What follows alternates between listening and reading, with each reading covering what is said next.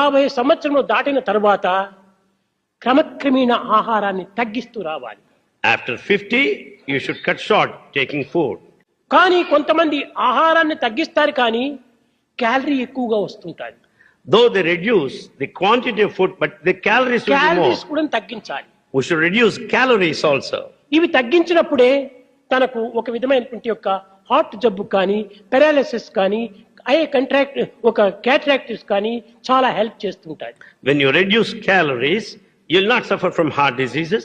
You will be also away from paralysis. ఎక్కువగా భుజిస్తున్నాను అని 2 స్పూన్లు నెయ్యి వేసుకుంటాడు, 4 అప్పడాలు తింటాడు. He thinks that I'm eating little, but he takes 2 spoons of ఒక్కొక్క ghee. అప్పడము 100 క్యాలరీస్ 150 క్యాలరీస్ ఉంటాయి. But each papad gives 100-150 calories.